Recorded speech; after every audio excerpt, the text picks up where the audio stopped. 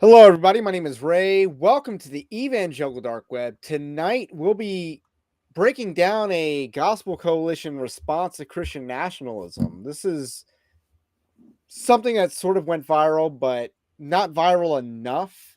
Uh, and that's what we're going to be talking about today. I've been waiting to talk about this for a while, waiting so long that I haven't actually watched the video that we're commenting on at all. So that is where we're at tonight. How are you doing, Anthony? All is well. Been busy the last 2 weeks with this immigration stuff, but here we are finally talking something different. Okay, so I'm just trying to check because I'm not. Okay, it looks like we are finally up on the YouTube because it was hesitating to put us live on YouTube for some reason. So I just had to double check that for a second. So that would be my explanation for kind of like stuttering here at the start because it kind of just delayed No, it does that all YouTube the coming time. up. If you're waiting for something, Well, it usually doesn't do that on my end. So, with that said, back on track here. Now that we are live on YouTube, Twitch, no one's on Twitch, Twitter, and Rumble. So let's get ready to Rumble, which I guess is obligatory if you're going to stream on Rumble. So, tonight we're talking about Christian nationalism, the Gospel Coalition, their response to it, which features Ligon Duncan, the woke guy who's so racist that black people cannot trust him. So that's the intellectual heavyweight that the Gospel Coalition is sending at Christian nationalism tonight. They also have Bob Thune. I don't know how familiar you are with him.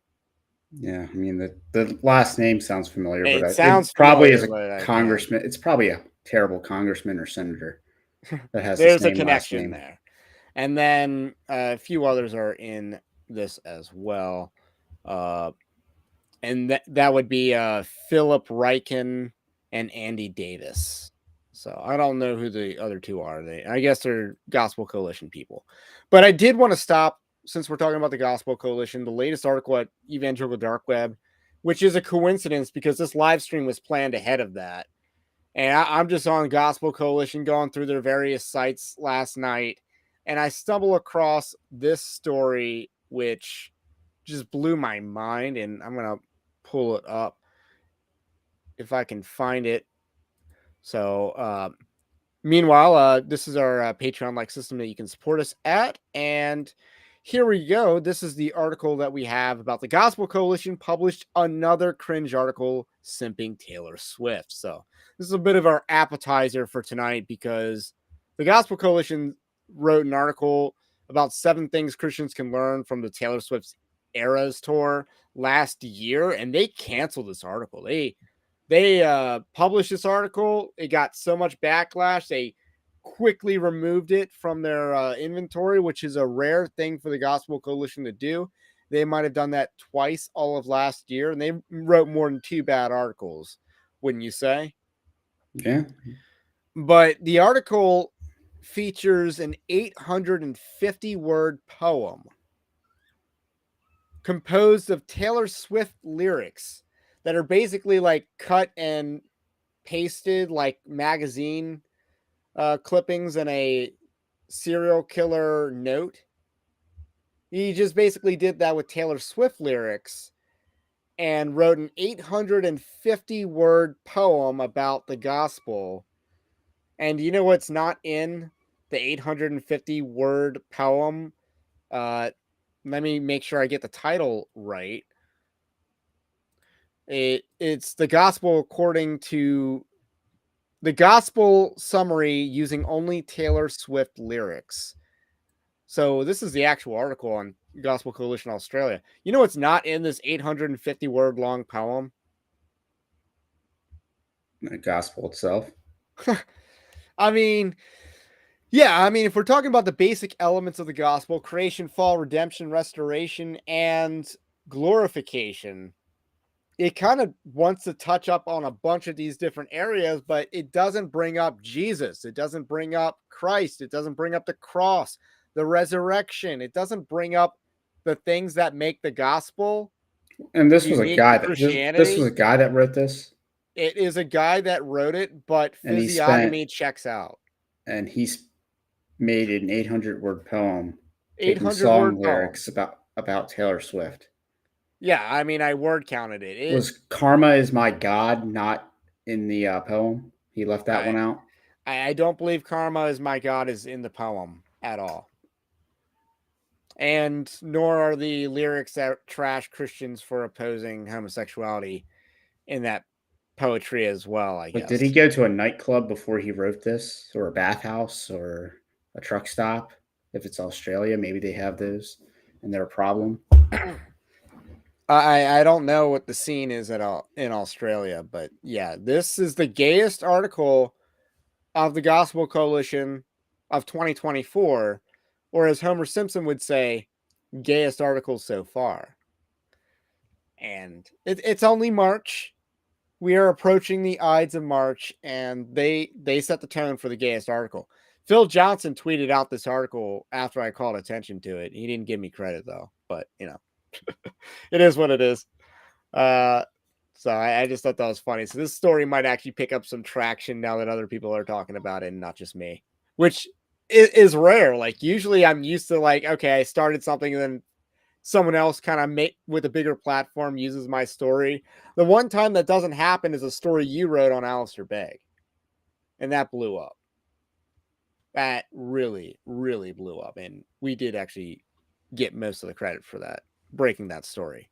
So, with that said, our feature for tonight is what does it mean to be a Christian nationalist by the Gospel Coalition? And it's this lovely video. And I want to remind everyone to smash that like button. We will be interacting with chat tonight. I said we got a lot of people on tonight, so we will be interacting with chat. Smash that like button to help out with his magical algorithms, and subscribe to the channel, to the podcast if you are new. So they doing like they're still doing like their series, their politics series or whatever. I don't know how connected this is to anything else the Gospel Coalition is doing. Okay. So this is only 38 minutes and 57 seconds. We should be able to cruise through this and do it in one live stream. So that was the plan. I've yet to watch it. You have yet to watch it. I've heard some things about this, but only enough to say that I want to do a stream on this. So, but nothing that I've heard is actually specific, just that it's bad. So we're going in with some expectations here.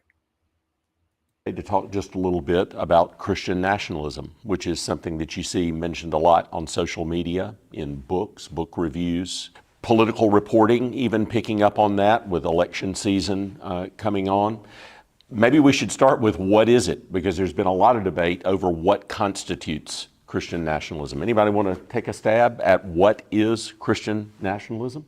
Dr. Ryken. I was going to ask Bob Thune to do it because he knows more about politics probably than I did. I did read. Perry and Whitehead came out with a book last year that sociologically trying to define this term. So I think part of the challenge is there's a narrower definition and a broader definition. They were trying to arrive at how would you describe this, and basically the way the definition they land on is it's a fusing of Christian identity and national identity in ways that most of us would find problematic.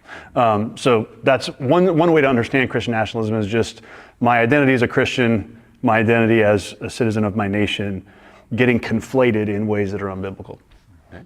You want to elaborate on that? Well, nationalism has a whole history to it, and which is centuries long, a rise in nation states and how people identify with the people of their nation. For me, the term Christian nationalism seems very recent. I can't really remember hearing it more than sort of 5 years ago.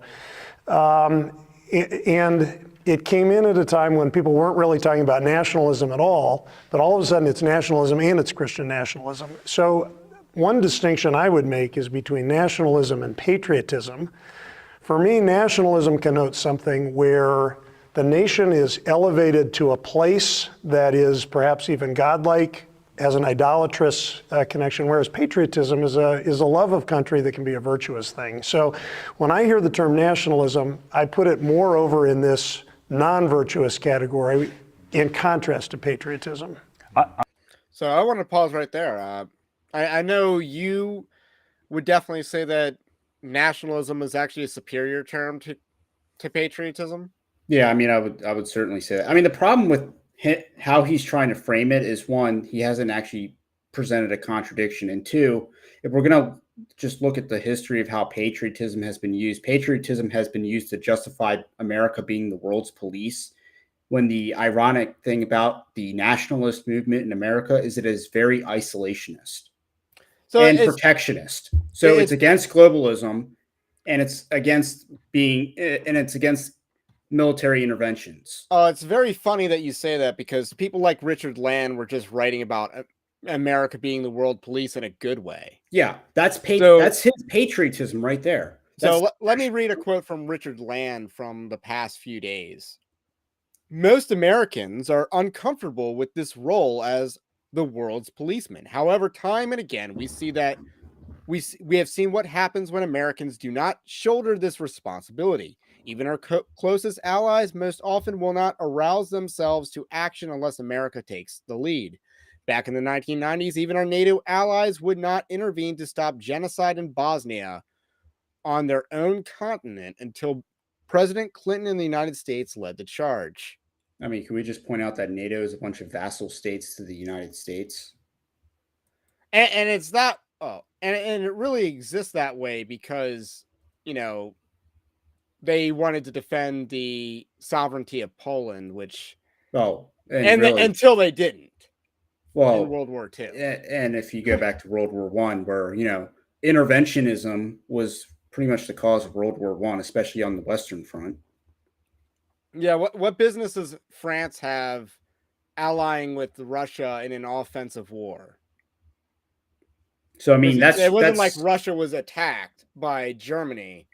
It was Serbia was going to be attacked by Austria, Hungary, and Germany. Russia was intervening to defend the Serbs. That does not bind the French to defend Russia at all. Like they stepped into a war. The alliance doesn't work that way. I mean, but this is kind of the whole product of people that are just bred to believe that nationalism equals the Führer, and that it's going to lead to a Napoleonic invasion of the entire world to impose American supremacy, as if that's not already happening through what's called NATO and being the world's police officer. Right, and patriotism espouses somewhat of a jingoistic attitude, and nationalism doesn't really do that. They both could.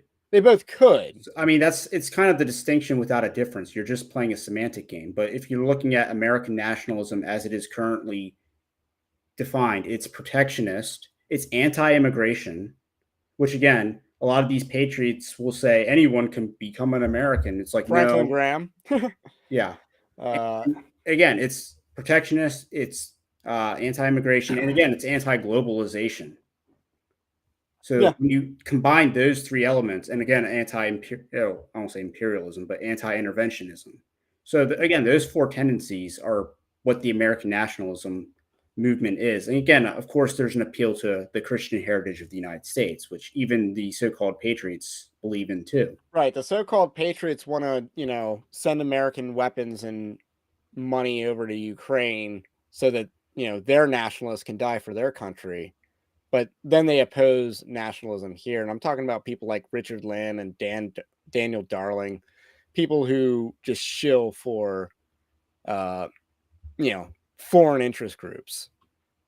But as soon as you try to, stand up for American self-interest, then that's a problem.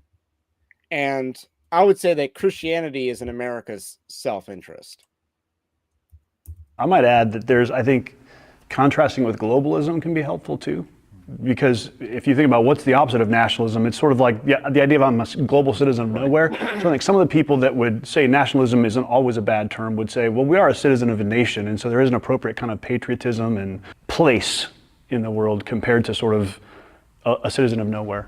Yeah, I think it also has to do with the level of our affection. And you mentioned idolatry. You know, Jesus says, anyone who loves father or mother more than me is not worthy of me. Anyone who loves son or daughter more than me is not worthy of me. He's used hate in other places. If anyone doesn't even hate his own life, he's not advocating hatred. It's a hierarchy of loyalties, hierarchy of affections. And I think the sense I get with Christian nationalism is that loyalty to country has taken too high a place in that person's hierarchy of affections.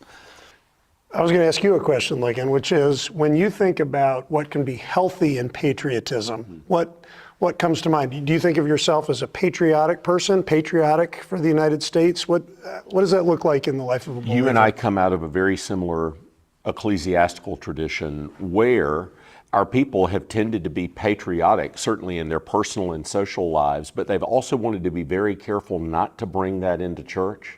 So, you know, in our tradition, there are even arguments, should there be accoutrements of our country's symbolism in our church buildings, and especially in our in the meeting hall where we gather for worship, and that reflects people in our tradition trying to be really careful about too closely mixing America and our commitment to Christ and our practice as the church and our worship of God. So I want to encourage patriotism in my congregation in their personal lives. I want them to care about their country. I want them to care about their fellow citizens. I want them to care about their country's conduct in relation to the other countries of the world. We need to be engaged in that way. And it's interesting, there's a lot of material on that topic in the New Testament. Titus 3, the whole chapter is really about Christian conduct in the society and in the culture. And when you think about that, that's Crete. The Cretans had a real chip on their shoulder about the Roman Empire because the Roman Empire had come in and conquered their territory. And Paul's instructions to them are all about having a constructive engagement with the society, caring about the well-being of all people, being good citizens, respecting authority, when they had a natural tendency not to want to do that. And so I got interested in this. I was teaching a course and I had to look at the question of helping Christians think through what does the Bible teaches about the way we engage with culture. And it struck me that there is actually a lot in the New Testament that gives direct command and counsel to Christians on how they conduct themselves in this way.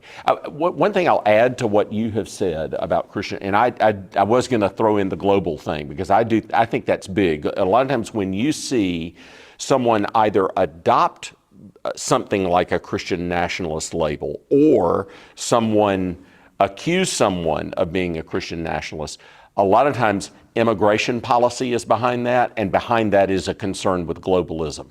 And so I do think we are in an interesting moment. I think the Christian nationalism discussion reminds me a lot of the old theonomy discussion in the 1970s and 80s, but it's a very different sociological situation. 70s and 80s, you have the...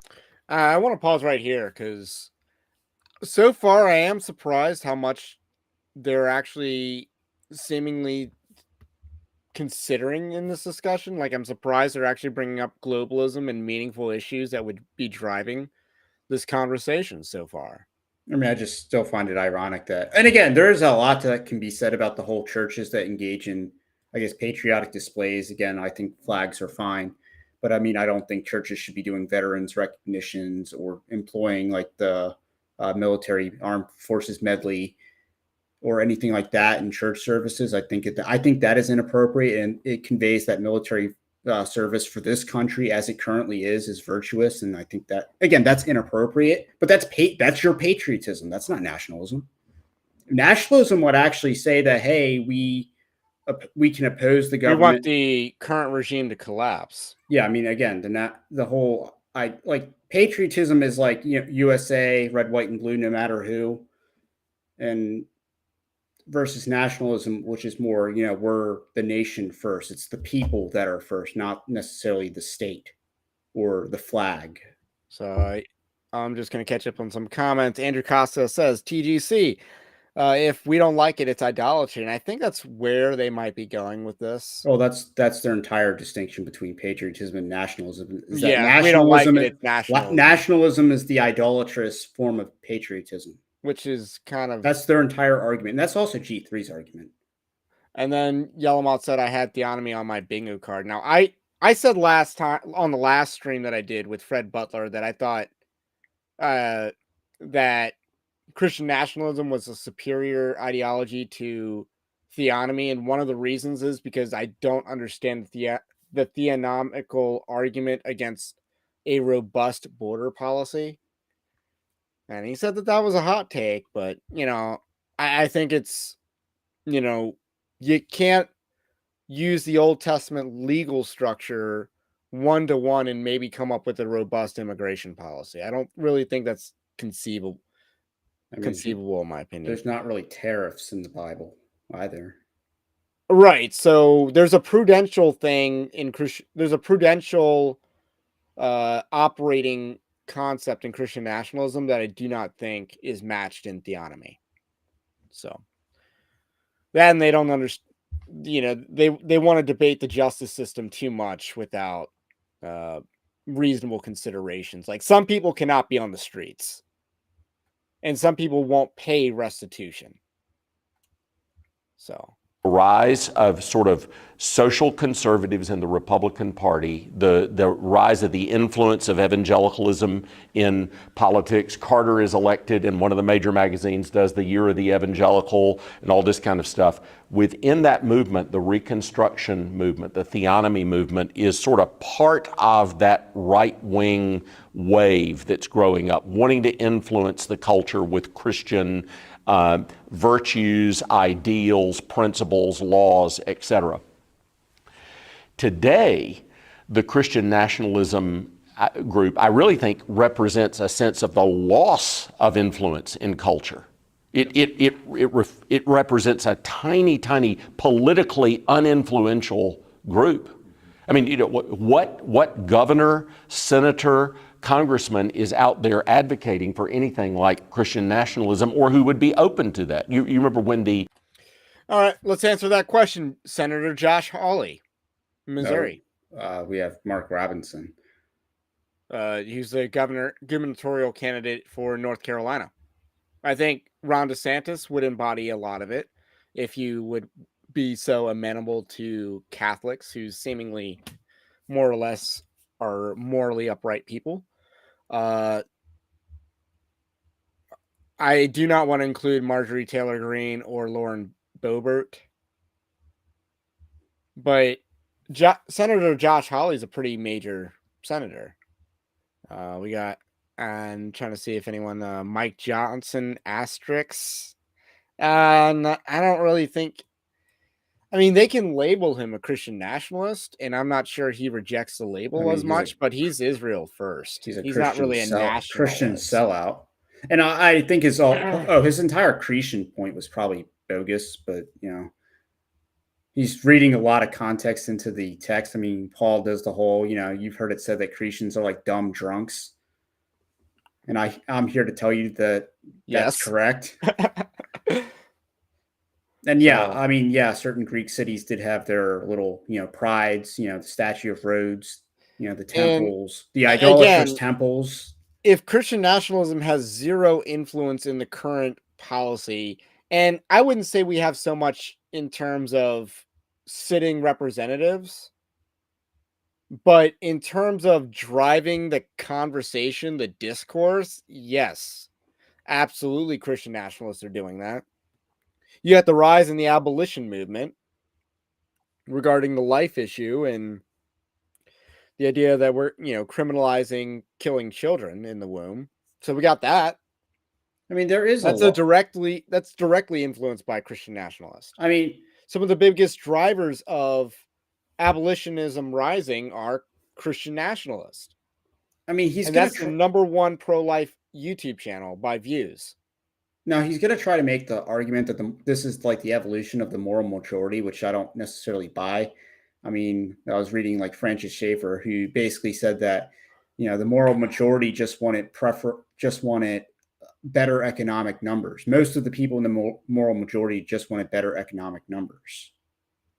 So, which again is still true today. Like, whether Trump wins or not will be more determined based on whether people just want better economic numbers than whether or not they want a more moral country. And that's just unfortunately the reality of the situation. But I mean, if But moral anything, politics are driving the Republican Party in many ways. But what he's probably going to neglect is that a lot of the Christian nationalism is more influenced by the paleoconservative movement of the 90s, not necessarily the moral majority of the 80s.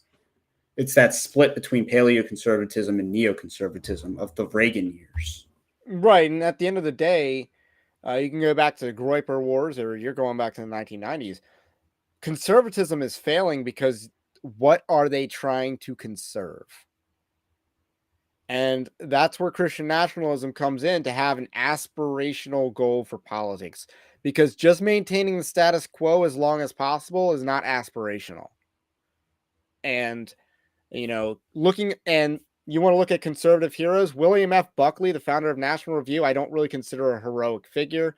He defended the military-industrial complex and was willing to lie through his teeth about the death of a certain president, JFK. So I don't really consider William F. Buckley to be an honorable person. And then Barry Goldwater hated Christians, didn't want Christians involved in politics. So are these people really heroes?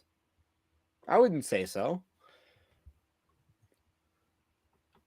When the laws were being debated in Uganda regarding LGBTQIA rights, we're going Uganda. Even the most conservative members of the U.S. Congress would not touch it at all. And so what we're seeing now is a discussion about Christian nationalism there's no possibility of any real public effect on it in terms of public policy, government, et cetera. Who are the people that are advocating for it that are actually involved in government? And that, to me, I think that means that with at least some people that will utilize the label, they're more concerned with building a subculture within the church that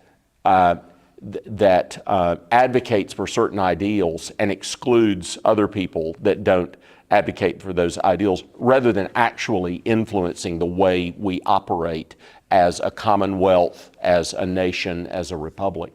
So I do think the sociological situations are really, really different from the 1970s and 80s and the rise of the evangelical influence. I think a lot of this is the fallout from the 2016 election, when the 81% white evangelical thing, that just became a meme everywhere.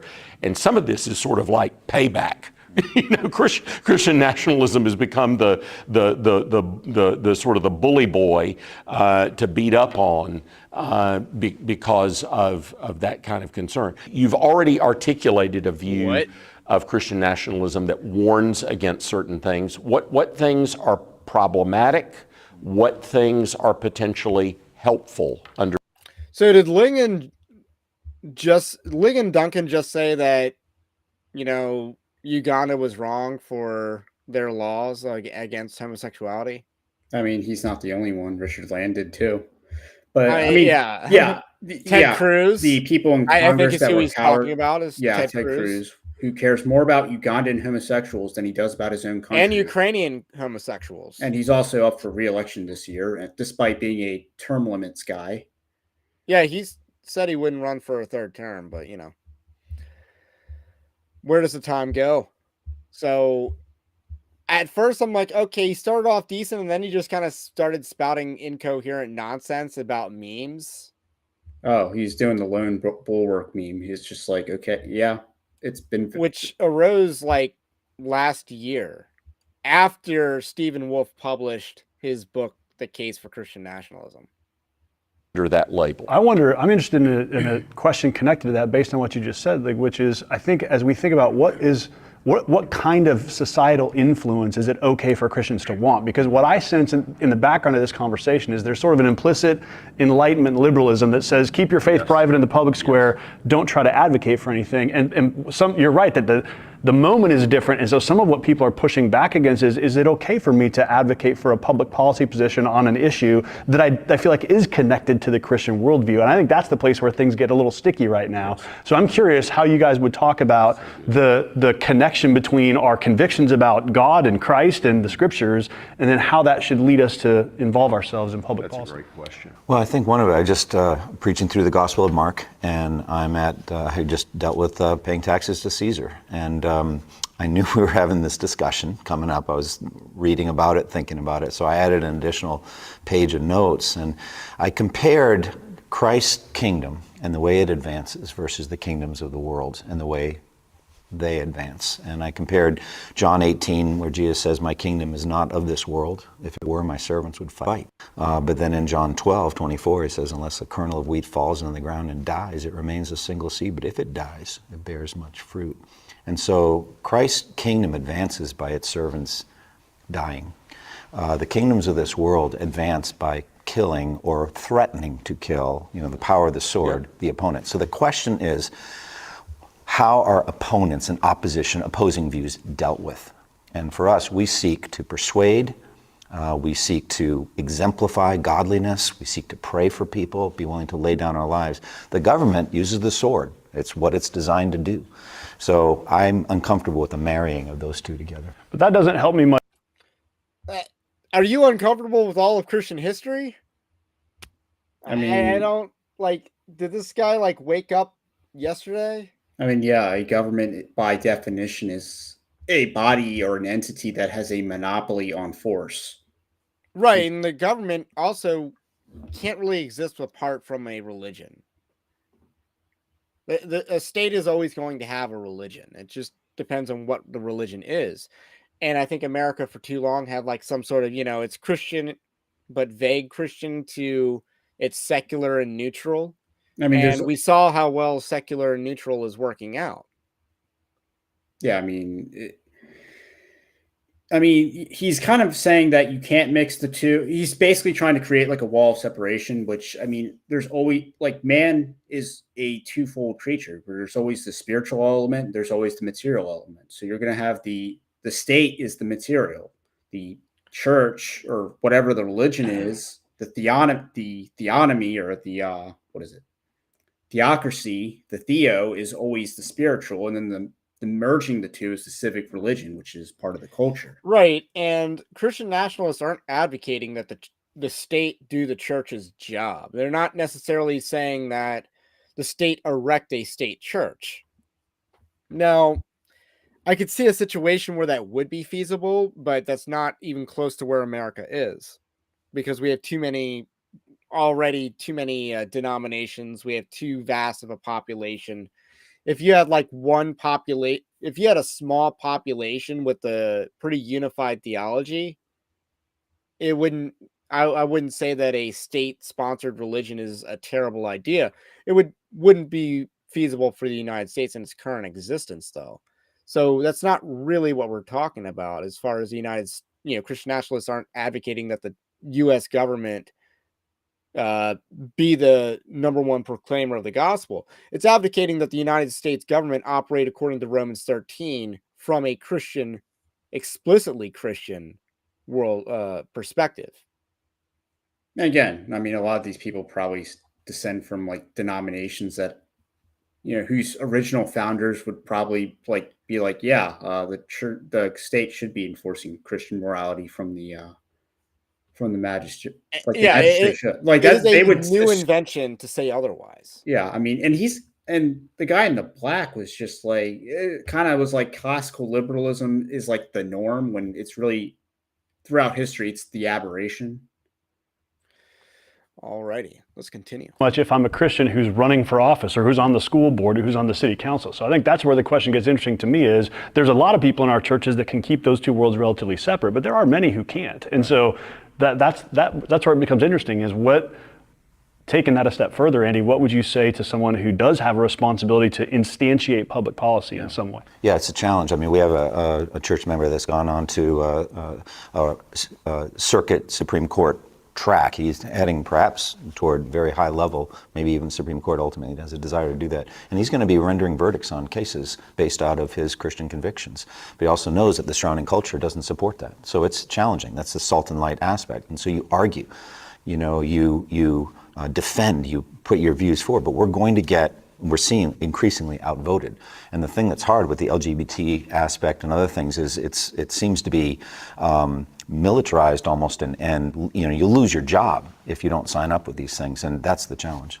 What I like about the kingdom framing is it reminds us that we have a higher citizenship, which is more important than our earthly citizenship.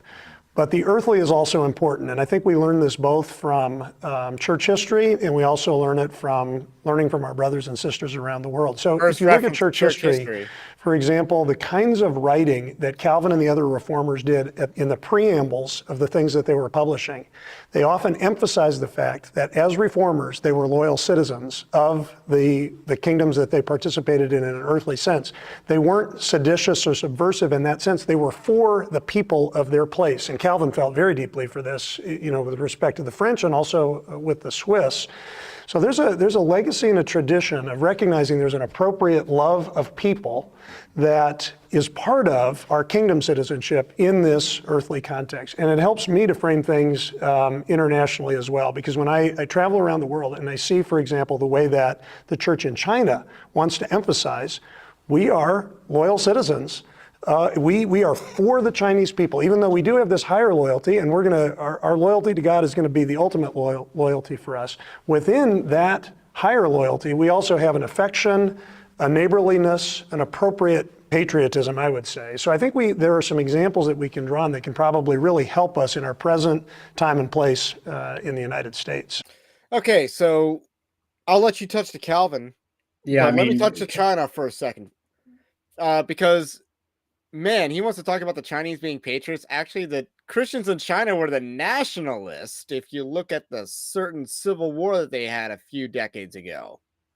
So, he kind of would you call them Christian nationalists if they were both Christian and a part of the Nationalist Party of China? Again, maybe? I don't know too much about who he's actually referencing in China. So is it like some mainline Christian that is posing and very friendly with the government? You could probably touch the Calvin part. Yeah, where Calvin talks about those that enforcing the first table of the law. That John Calvin. So when a lot of this whole issue is about whether you enforce both first and table issues, the John Calvin that said the person that it's almost like a given, it's a duh to enforce the first table of the law. So, I mean, if you want to talk about Calvin's love of country, I mean, what he said the state has the power to do, he would disagree with. Because they're more influenced by the modern times, and Christian nationalism represents a rejection of the post-war consensus. And much of what Stephen Wolfe writes about in his book, I mean, he takes a lot from Calvin. Let's see. Yellowmall says the biggest crime Christian nationalism committed is forcing boomers to think critically. No. He follows it up with Calvin killed Servetus and Servetus and cold blood with his own hands. Which, yeah.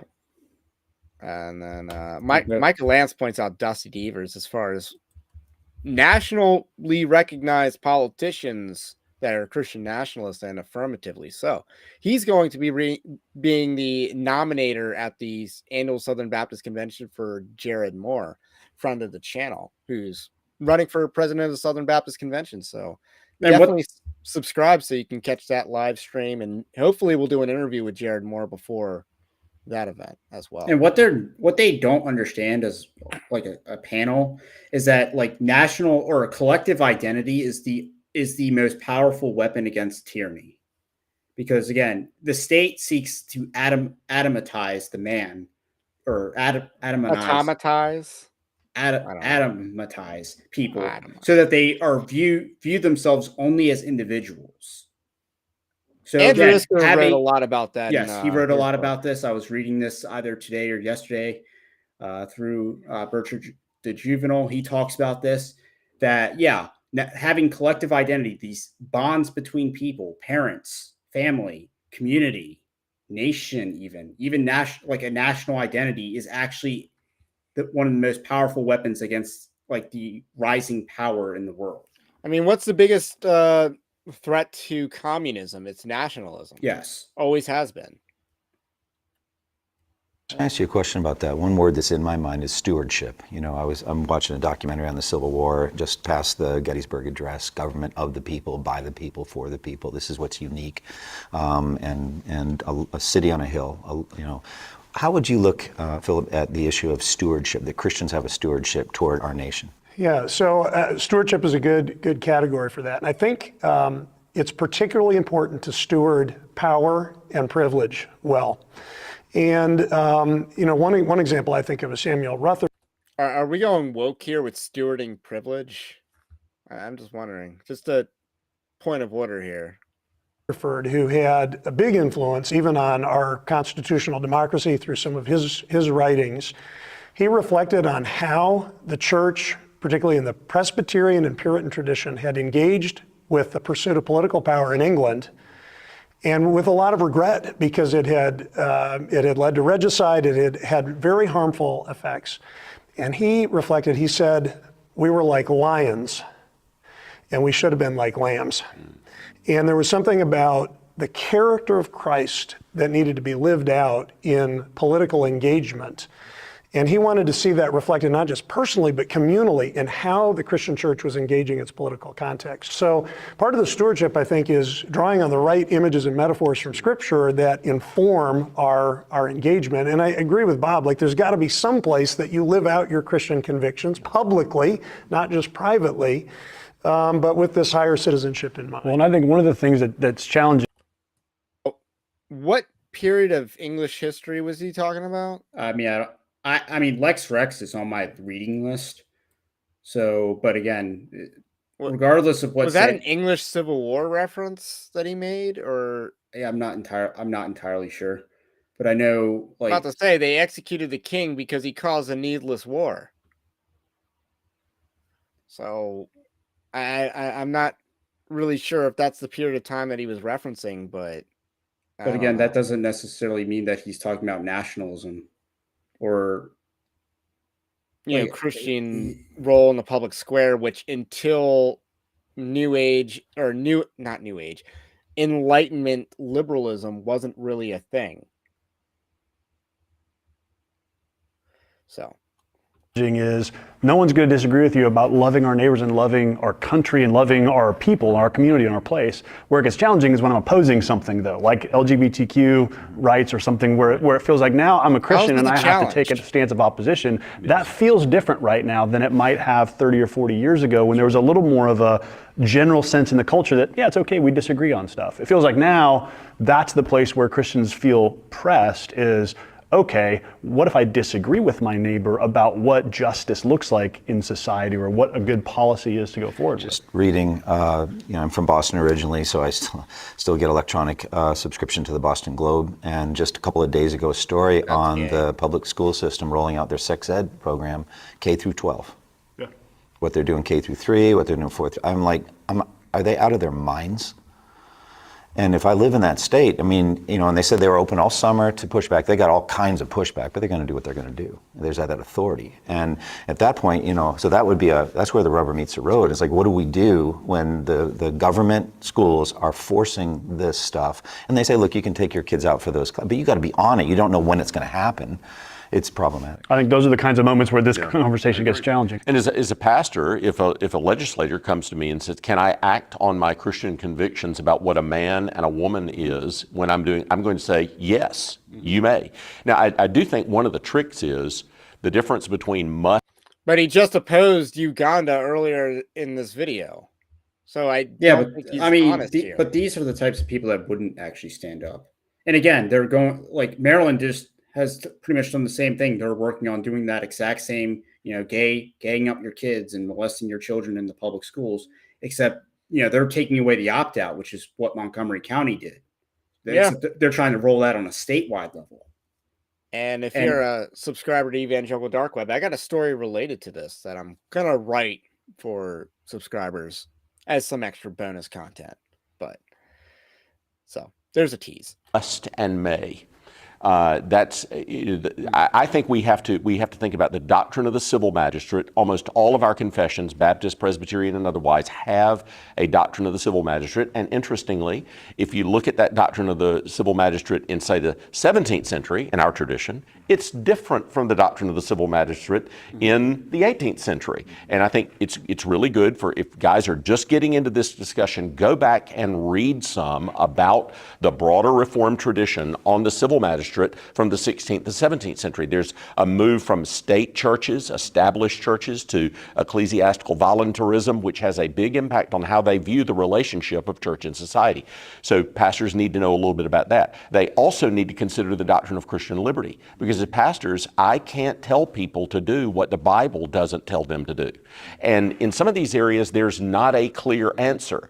But there are areas where I can say, yes, you may pursue this particular thing. I can't tell you you must, but you may. And so I want to, and I've had politicians come and say, would you quietly pray with me as I think through how to act with integrity, how to act in accordance with our laws, but also how to act in accordance with my Christian principles. I'm not trying to wave my flag about this. I'm just trying to be faithful. Would you pray with me about that?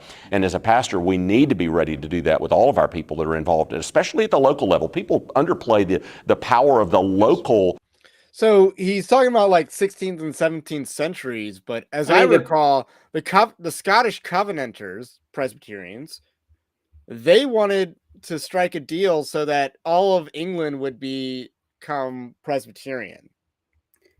I mean, under the king, and that was, I imagine, the biggest development late between English Civil War. The 16th and 17th century is more of a resistance to tyranny doctrine, so that's the biggest development, because Calvin doesn't speak a whole lot about that. And I think when he was referencing Rutherford, maybe it has to do with the fact that the church didn't submit to his version of resistance to tyranny, because, depending on which reformer you go to, it's whether the citizens can resist tyranny, or whether they must interpose, have a lesser magistrate interpose on their behalf. So there is a lot of development in that area, depending on which reformer you go to, that Calvin doesn't really talk about, except for maybe a paragraph. In like 1,000 pages, it's maybe just a paragraph. And he would probably lean more towards just having a lesser magistrate interpose on behalf of the people, versus more complex, whether a church can collectively interpose, whether the citizens united can interpose. Now, keep in mind, they're talking about a doctrine of a civil magistrate, so they're not even talking about interposition but that's really where I was gonna say that these guys are woke liberals. They don't know these things. They don't. But if you're looking at where does the tradition, lesser magistrates and stuff like that, like, it's no one in the 16th or 17th century was debating whether the first table of the law was optional, or maybe if they were still, like, again, Calvin, whether you go through all the reformers, they still assumed that the first table was necessary. It would be enforced by the state.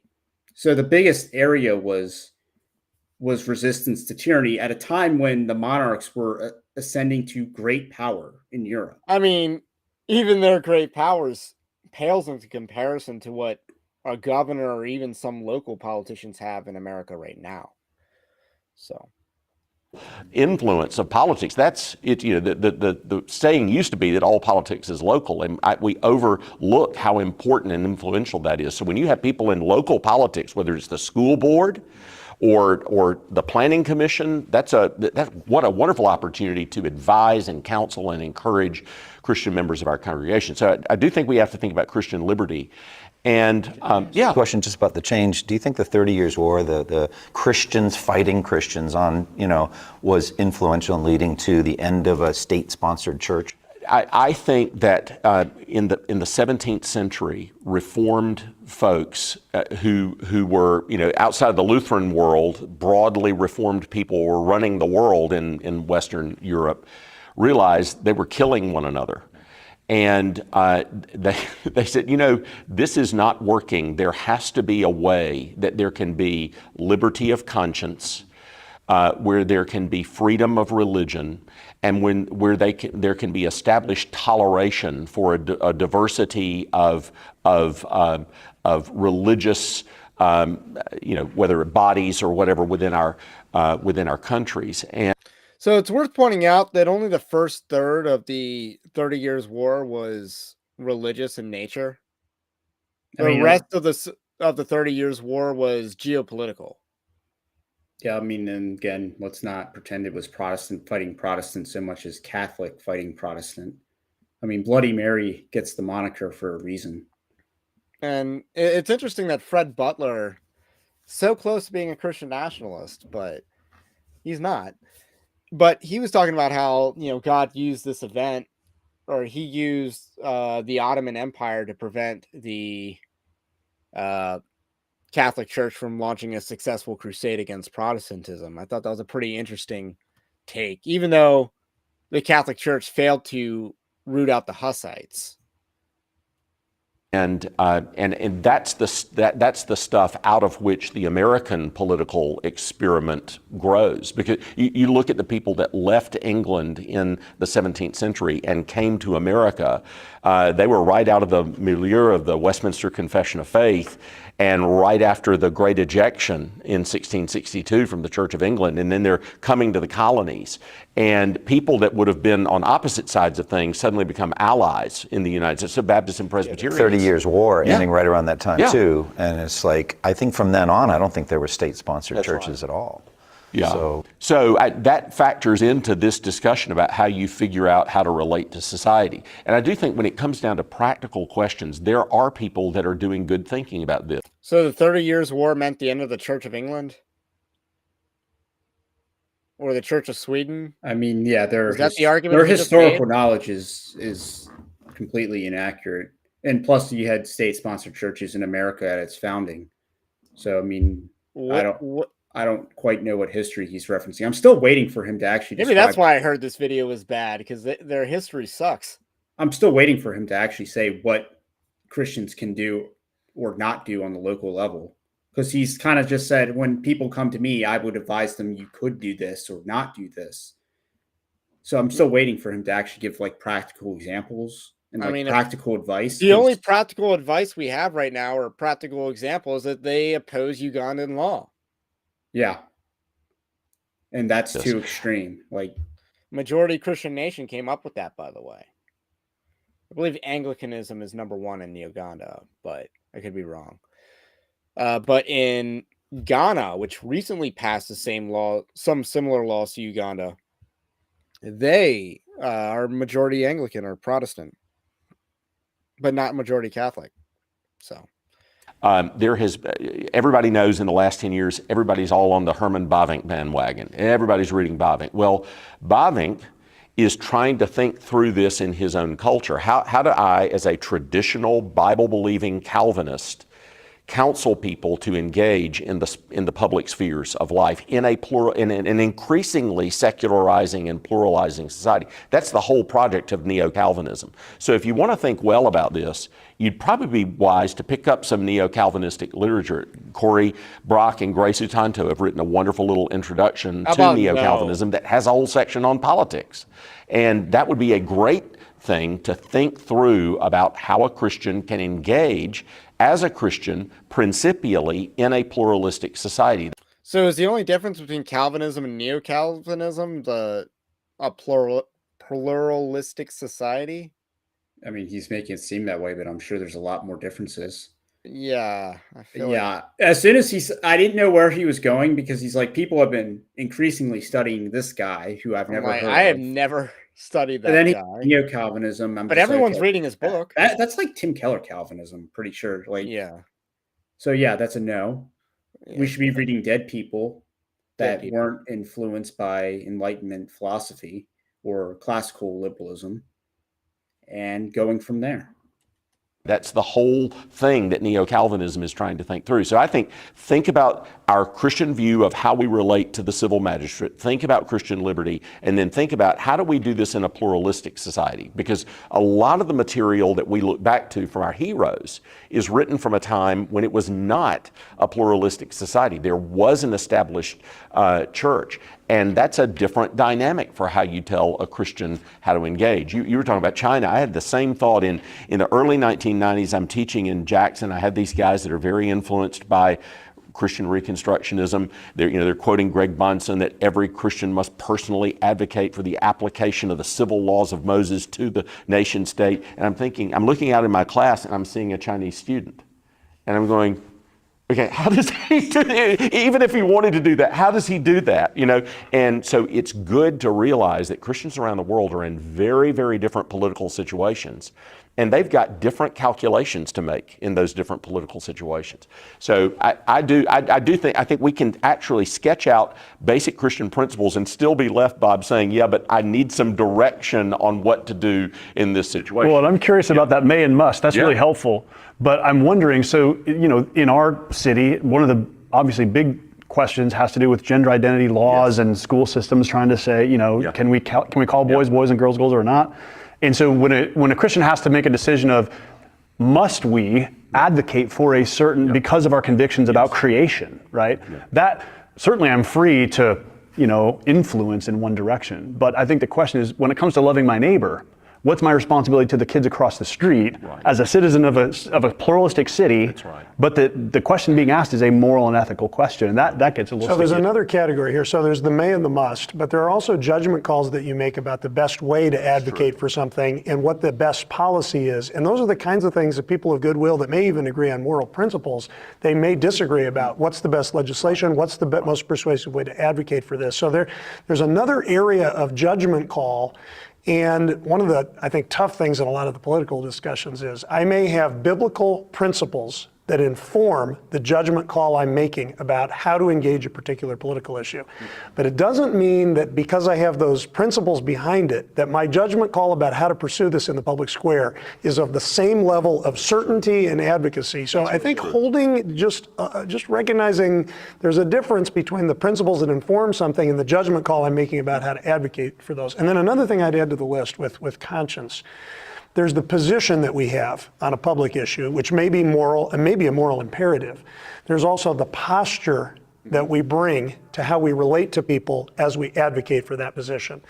And I think in a lot of the political discussions we've had in the Christian community and evangelical communities, we've been much more focused on the position than we have been reflective on the spirit, fruit, virtues that we bring to our posture for how we engage the issues. And I think if you read the New Testament, this is just so gay. This is so infuriating.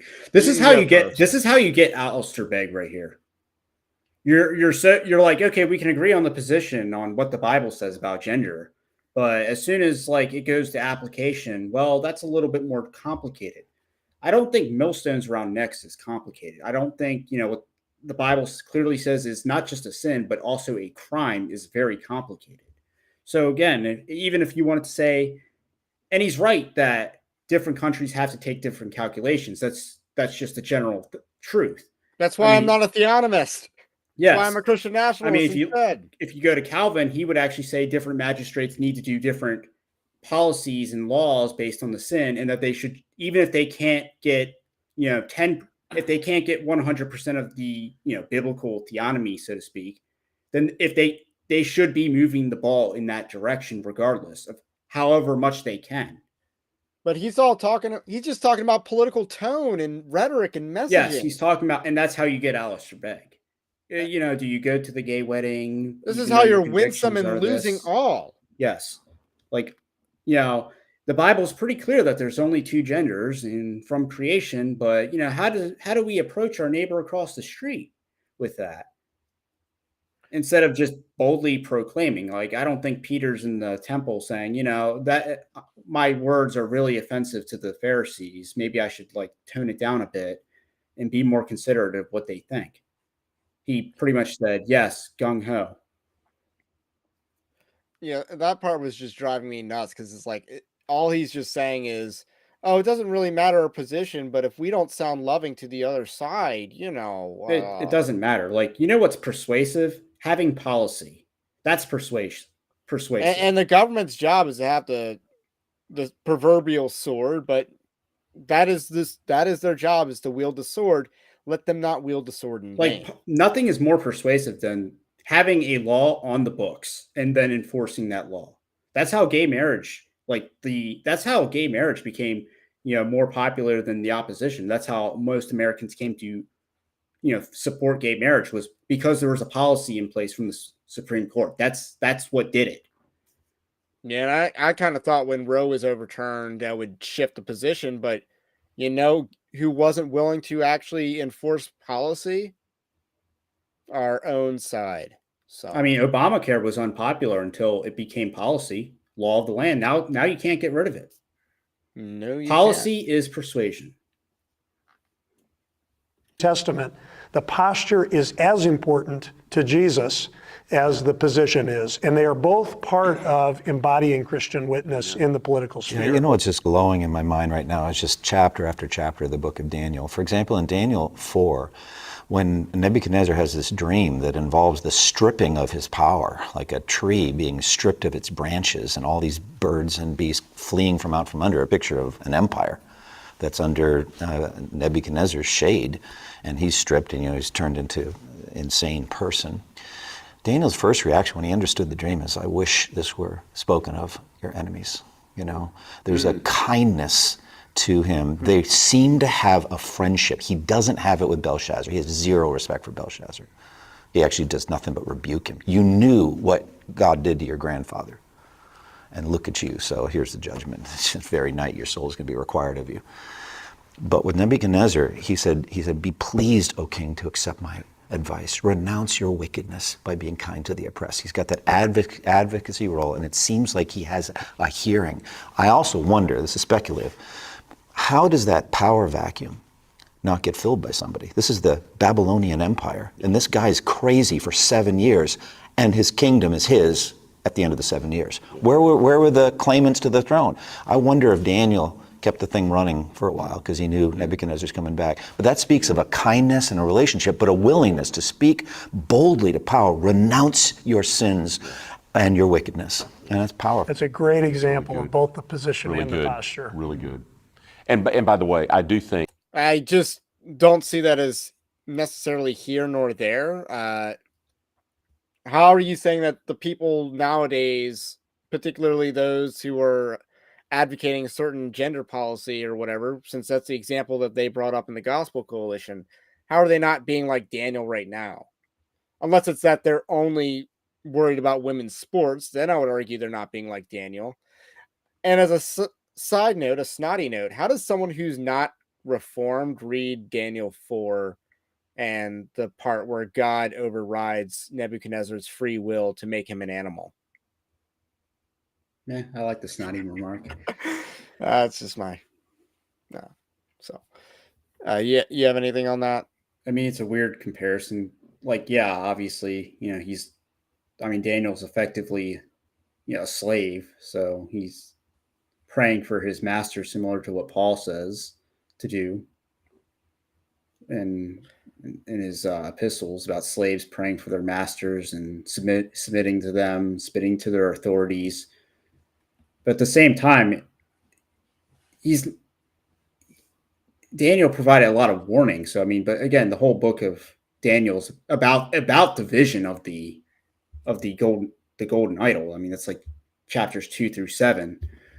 So it's very thematic about Nebuchadnezzar's pride is like an overarching theme of the whole book. Not only the New Testament epistles, but the minor prophets, and especially Daniel, are meant to inform us in the kind of social and political situation that we're in now, as how do you stay a faithful follower of the one true and living God? How do you stay a faithful disciple of Jesus Christ when all of this crazy stuff is going around you politically, socially, culturally? They're there to help us. And one more thing, in Daniel 7, you get the 4 beasts coming up out of the sea, and the 4th beast is given power to wage war against the saints and defeat them. but the saints are going to get the kingdom in the end. So I think there's just a realism to know we're going to get defeated. We're not the movers and shakers often. We are the moved and shaken. But in the end, the meek will inherit the earth. So I wanted that eschatology kind of thing comes in. We win by losing. So Bob, you've been putting a lot of questions out here. I haven't been able to tell if they're rhetorical questions or not. So I thought you probably have some like answers that you haven't shared yet. No, they're real questions. I'm very intrigued by the conversation. I think the questions I have relate to, what you just said is true. And I think as Christians, our posture has to always be, if we read the New Testament and we read the Old Testament, we read the whole Bible, okay, God's people are often oppressed, often opposed. That's our lot. However, we are, if we think back even to the founding of America, we do still have a responsibility to try to do the best to instantiate justice and create a society where our neighbors can flourish. And that seems to me to be the sticking point, because the falling back to hey, Christians are often oppressed and opposed, I think we have to have that as a starting point. But I'm more intrigued by, what is our responsibility in a pluralistic, democratic republic? What is our responsibility as Christians for the prospering of the nation, the influencing of laws and policy?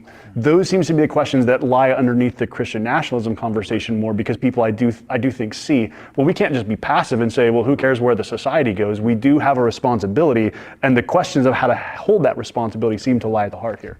Yeah, I wonder also, as I just quickly walk through, Daniel 1, maintain your purity.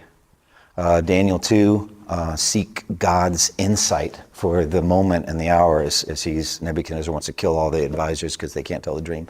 Daniel 3, say no to open wicked commands. Shadrach, Meshach, and Abednego. Refuse when you have to. Just talked about Daniel 4. Daniel 5, prophetic moment. This thing's over, knowing that these kingdoms are going to end. Daniel 6, he's third highest ruler in the kingdom. He's kind of running the place. But he won't give up on his quiet time, his daily quiet time. All the way up to Daniel 9, pray, the prayer life. So you got personal holiness, you got prayer, you got eschatology, big picture, you got the empires. There's so much in that. So it's not like God's left us as orphans, we don't know what to do. There's actually all of those answers. Say no when you must, but be submissive. Shadrach, Meshach, and Abednego, think about this. They are commanded by Nebuchadnezzar to come out of the fiery furnace. The most unenforceable law ever given in history. Make us. Send someone in here to get us. Who could come in? They're going to get ignited, all right? But they didn't do that. They were submissive. They came out. It was not an immoral command. They came out when they're commanded to come out. There's so much in that book that gives, I think, instruction. Well, that's helpful, but you mentioned Bavinck. Were they supposed to stay in the furnace in perpetuity? And also, Daniel was like third highest ruler for a couple hours.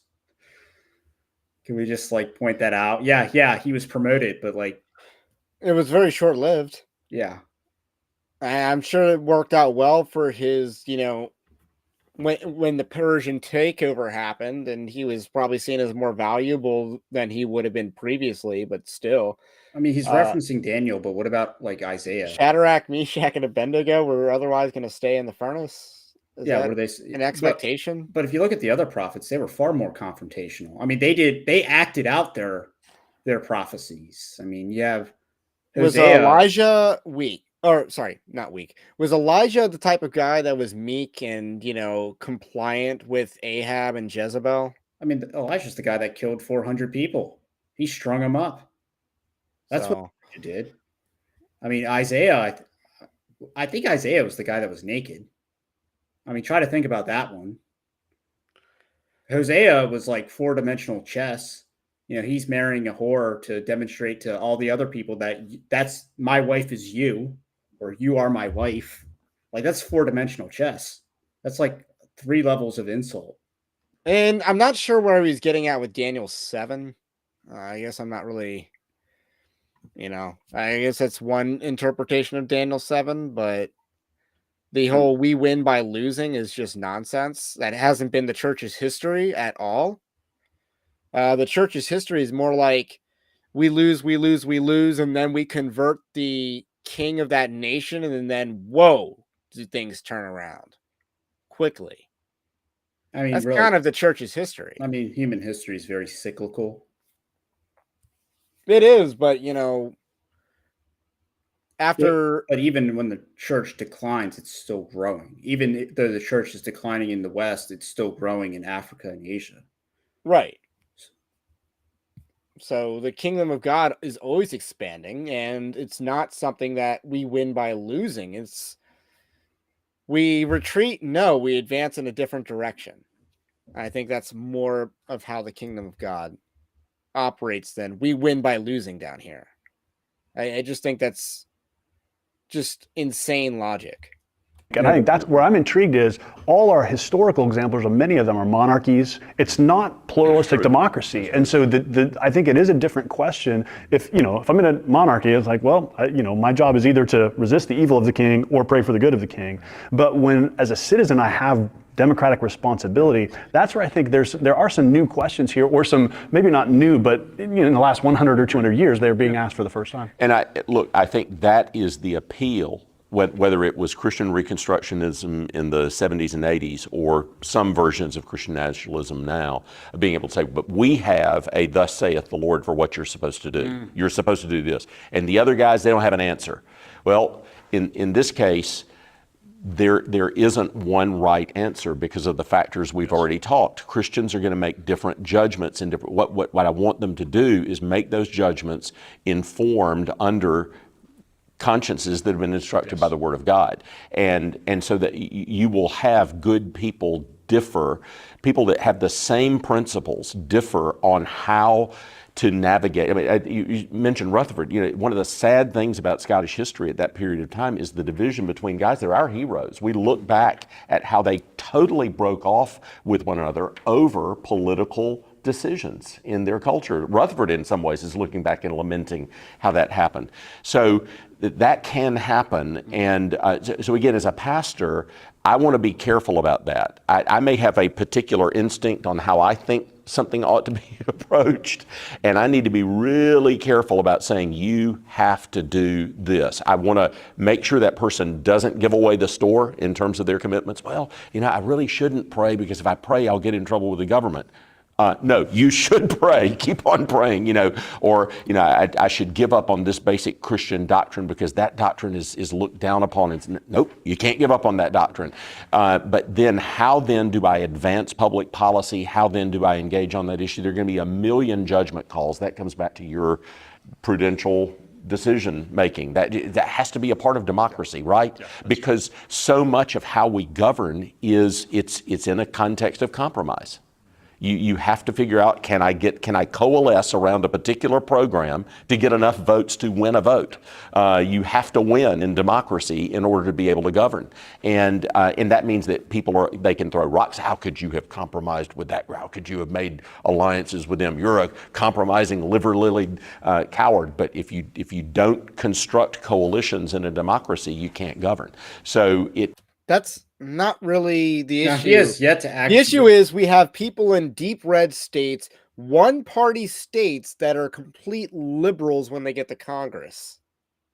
I mean, let's be real. He hasn't actually given any substantive examples, or he's just speaking in vaguer, where there's no substance to anything he's saying. And while at the same time he condemns the Ugandan Christians for enacting law when they had the majority, they had the votes, they had the coalition. Yet that was, I mean, in their parliament, that's bipartisan, so that had broad support for punishing the pedos.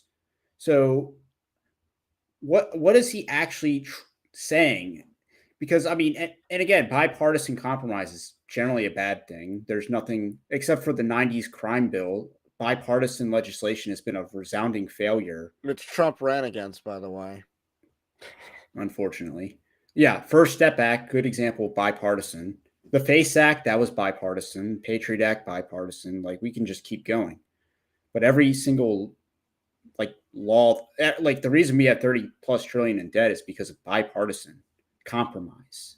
But he hasn't actually given any substantive examples as far as, he had... most political races are not competitive. Like Mike Pence compromising on RFRA. Was that him placating a pluralistic society? No, that was him bending over to corporations.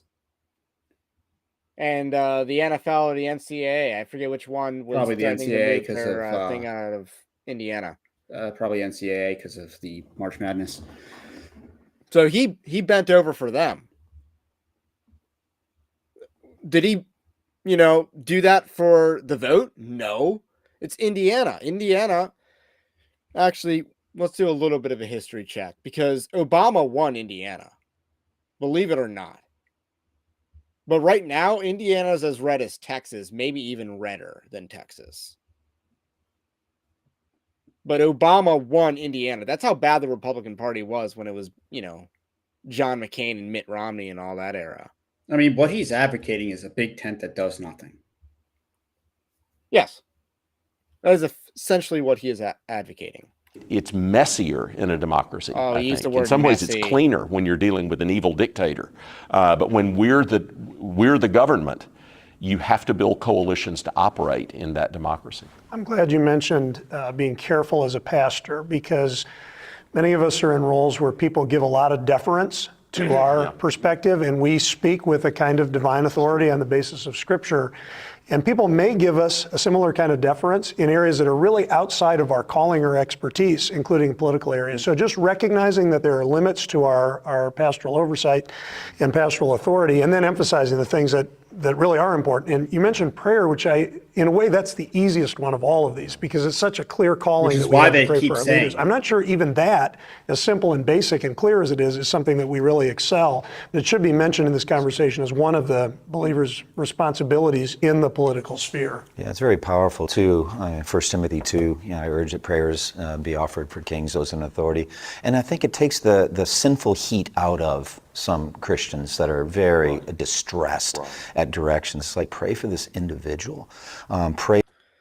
So Truddle says only two options according to this panel: evil dictator or democracy. Because they view authoritarianism as Oppressive. juxtaposed, as oppressive versus democracy as free. And again, it's far easier for the people, to sway a king than it is for the people to sway a democracy. Yeah, I think that's That's just how power politics works. It's easier to convince one person than it is to convince 500 people in Washington, D.C. And you see that right now. The majority of the country wants border security. Congress does nothing. The majority of the country probably doesn't want Ukraine. Congress says keep on going. So again, it's far easier to sway a king. A king would be like, yeah, a king would be easily moved to protect the border. But then again, a monarchy would actually understand that strong borders are inherently necessary. if you fail to protect the border, then your vassals will rebel against you. There's a system in a monarchy that's actually healthy for keeping the king in check, via lesser magistrates. Yeah, I mean, also the debt wouldn't be 30 trillion under a monarchy, because the monarchies inherently have to be long-term oriented versus democracy is inherently short-term oriented. Your assumption under a democracy is that your opposition is going to take power after you. So that means you got to pillage the treasury while you still can. Versus a monarchy, ideally and generally speaking, a monarchy is always, concerned with succession. And again, you're going to be ruling for decades, not years. So there's a huge difference between how you govern for the long term under a monarchy. So yeah, monarchy is entirely superior. Democracy is the most unbiblical form of government. And Jesus was on a ballot against Barabbas and he lost. I mean, I couldn't have topped that line, because you're absolutely right. Jesus lost the only election he was in, except for, God's election. Going back to Calvinism for a second there. So I think that really put it well, that they assume that democracy equals good and monarchy or dictatorship is bad. But the other thing is, people living under these democracies or these monarchies with long-term kings, they don't really have a personal relationship with the king. And the king is really just a figurehead for their national identity. So the idea of praying for your leaders when your leader's in a far off place, it seems like a natural, logical thing to do. I don't think Paul is being very countercultural, except for the fact that the Jews didn't like Caesar. I mean, the Jews specifically were the problem child of like the whole Roman world versus like the Greeks, which, I mean, again, a lot of the places Paul went to in the in the Hellenized world, they had identities, but they also liked their autonomy from Rome. They prized their individual authority that they had over their own little sphere. Athens liked being Athens. They liked having local control. So these were elements that they enjoyed. Yellowmouth says some things never change. For their transformation. If Nebuchadnezzar was speaking as a regenerate person at the end, those who walk in pride, he is able to humble. Maybe he was. God can convert anyone. God desires all people to be saved, 1 Timothy 2. It's connected there. I've seen people's countenances change when they start praying for people, elected officials they deeply disagree with. They start to realize, wait a minute, this is a human being that's going to spend eternity in heaven or hell. And then secondly, they're making choices that I disagree with. And then there's a shifting of their attitude. I'm mainly concerned that I'm always cautious myself of baptizing Enlightenment liberalism and assuming that we are living at the moment in history where we've figured out the right political arrangements. Sure. So the reason I actually like some of the conversations around politics is because it helps me step back and critique my own assumptions about how should a society work. And I think I can so easily default to a sort of post-Enlightenment plural democracy that, asking questions like, well, should we instantiate public policy that favors Christianity in some way, right? I think that's an interesting question. I think there's lots of landmines around that question, but I think the question itself helps us actually not be, to use C.S. Lewis's term, not to be falling into chronological snobbery, where it feels like we have figured this out, and our politics has advanced to the moment in history where now we understand how to do it. So, see, they actually are the snobs. And how about you answer the question that you just posed? You just posed the question, should the government give preferential treatment to Christianity above other religions? Answer that question, please. Well, two things. One, the chronological snobbery is the exact opposite of the Christian nationalist movement. Because again, you read Stephen Wolf's book, he's not appealing to modern thought. He's appealing to the reformers' thought. So they're not saying that they've crafted something new. They're actually saying, hey, we've lost something that we once had. It's basically the Reformation. That's like them being Catholics in the 16th century saying, hey, these people are introducing new teaching. No, they think they've had it all figured out. No, Luther didn't think he had it all figured out. He's appealing to the fact that they lost all this tradition and so much bloatware was added to what is Christianity. And Rome was the primary cause. The second thing is he is still an Enlightenment liberal. He's not post-Enlightenment is kind of what's happening right now with this appeal to neo-traditionalism. That's a post-Enlightenment era where people are trying to appeal to find something that transcends themselves, because the Enlightenment has taught that everyone's an individual.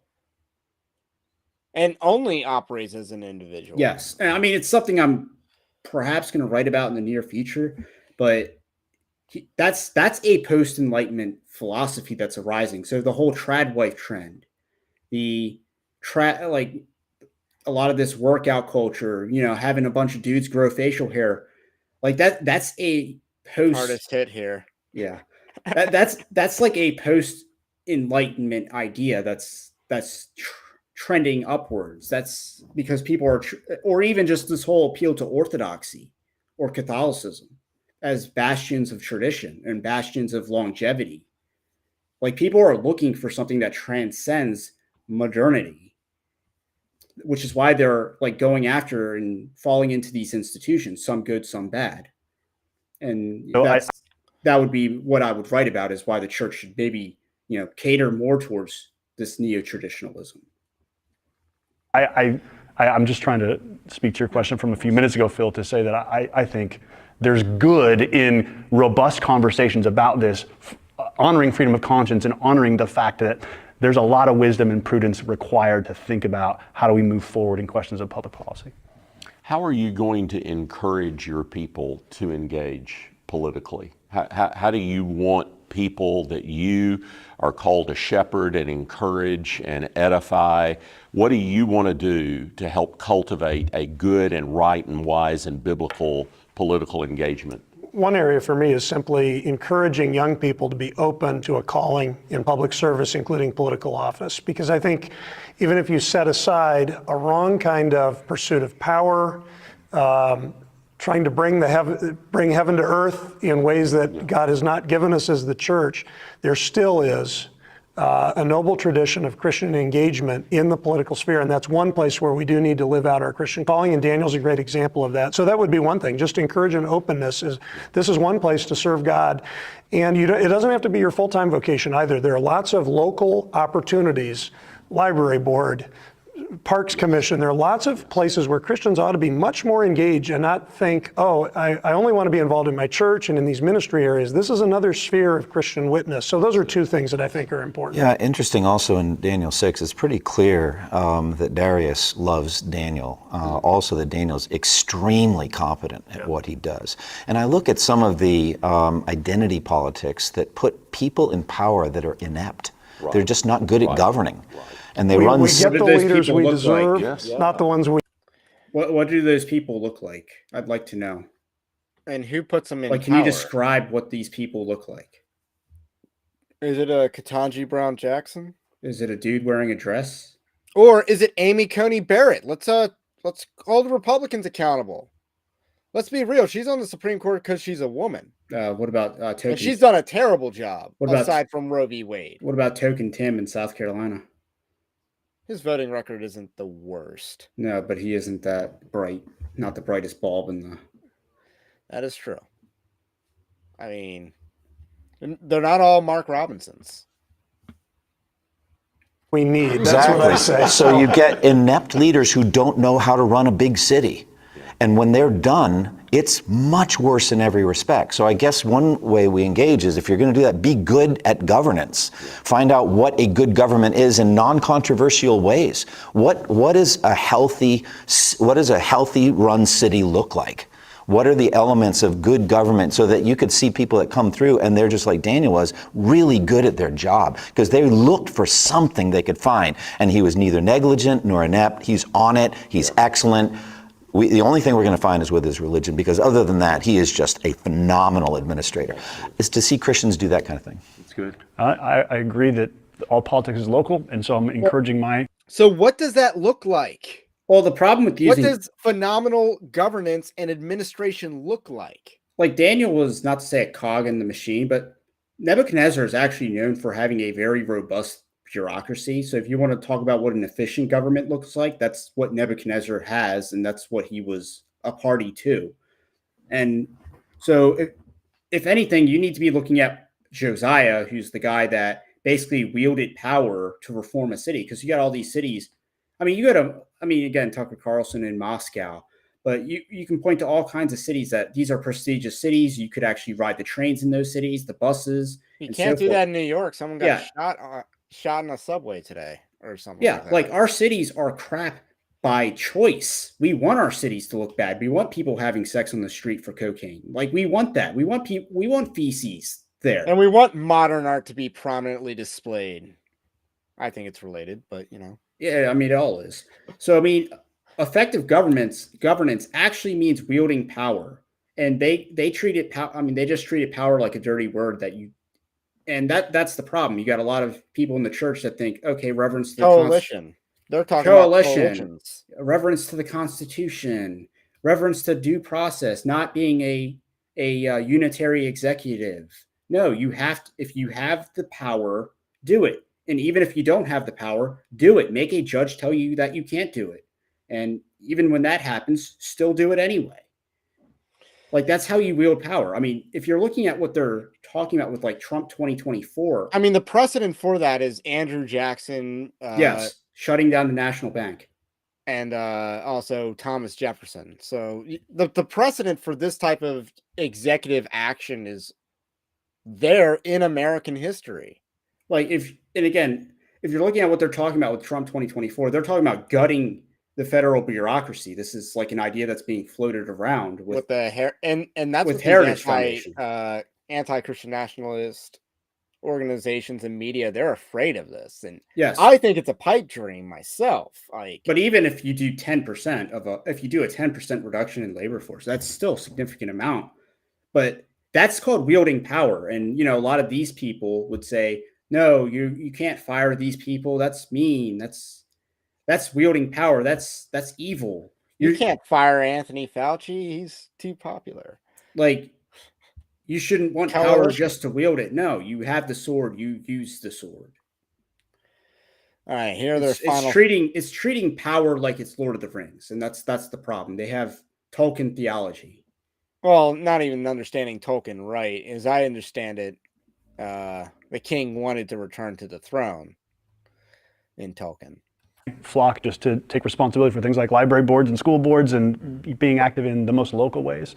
But I think also just trying to help Christians care about loving their neighbor and care about the common good. Because I think actually there are many people in my city. I want to be a champion for the flourishing of my city. And whether it's people involved in my church who are pursuing that or just my neighbors in the city, I want to say I want a well-run city that honors human flourishing and that makes life work for people. And so I think I want to lead a church where that's part of the thing we're aiming for, hoping for, praying for, and working for. You could circle back, like some of the DEI stuff and the education that's going on in LGBT is taking the place of the work that the school should be doing. Right. And so inevitably what's going to happen is performance is going to go down in these areas. I think it's good for Christians to say, hey, aside from all that, I mean, we want to talk about it, but aside from all that, how are the students actually doing? Are they competing well in reading, writing, arithmetic, other things? Are they or not? Because their time is being taken up with these other things. And those questions might win the day. By design. Yeah. Amen. Enjoy. So that's by design. This video from the Gospel Coalition was called "What Does It Mean to Be a Christian Nationalist?" So my first question after watching that is, did they answer that question at all?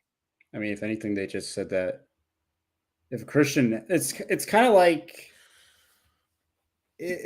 hey, when schools try, like these people try to be cool to kids and they end up being so cringe that the kids just want to do the opposite of what the people were doing. It's kind of like the South Park where they have an anti-smoking campaign and all it does is make them want to smoke cigarettes because the people were so lame that they want to be cool.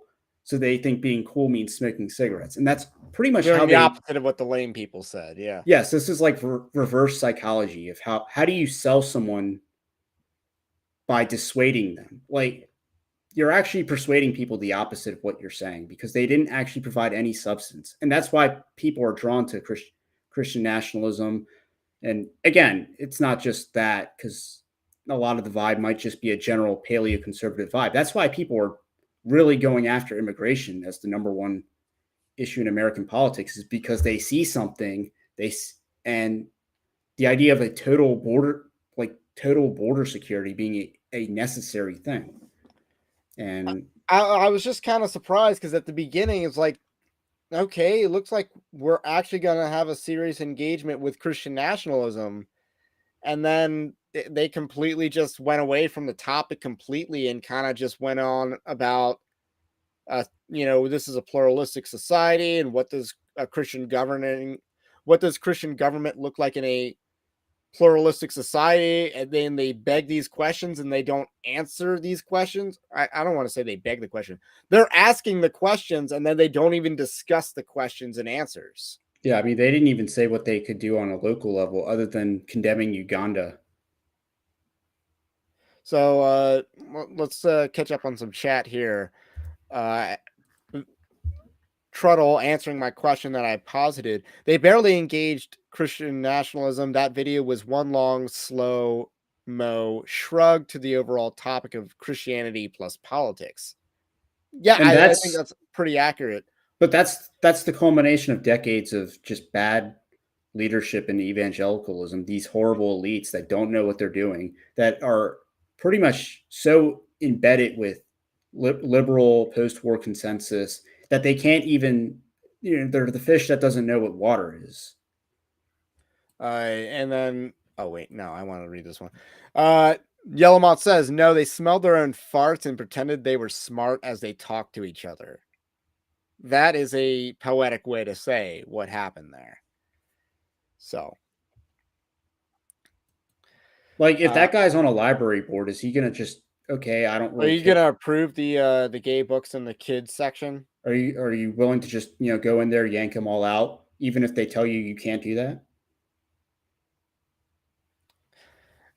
And I don't know, because they're not positing, they're sometimes asking the right questions, but they're not actually answering anything.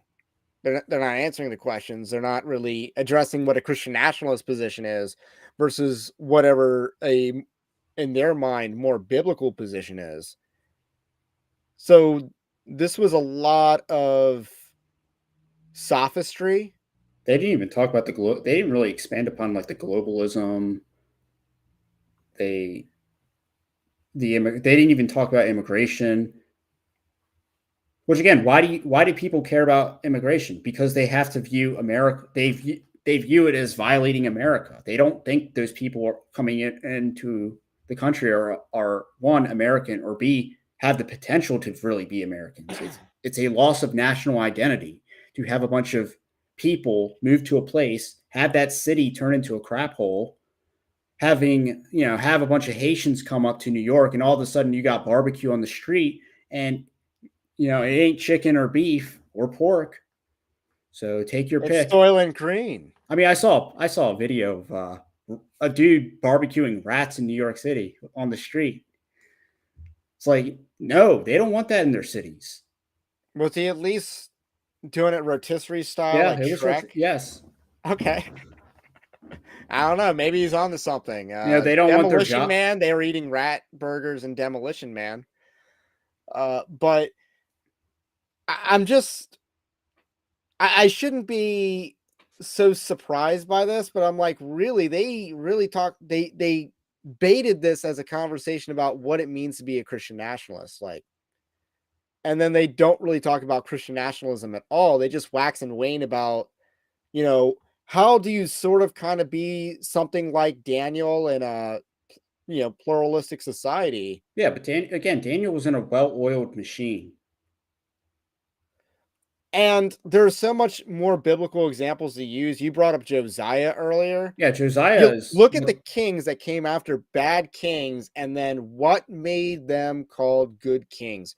What did it mean for a king to be to do good in the sight of the Lord? It meant that they tore down the Baal idols and they tore down the high places. And They again, went to the high I places as imagine well. a So they lot of, enforced the first table of the law. and I And that's imagine what God saw and judged them primarily as good or evil by.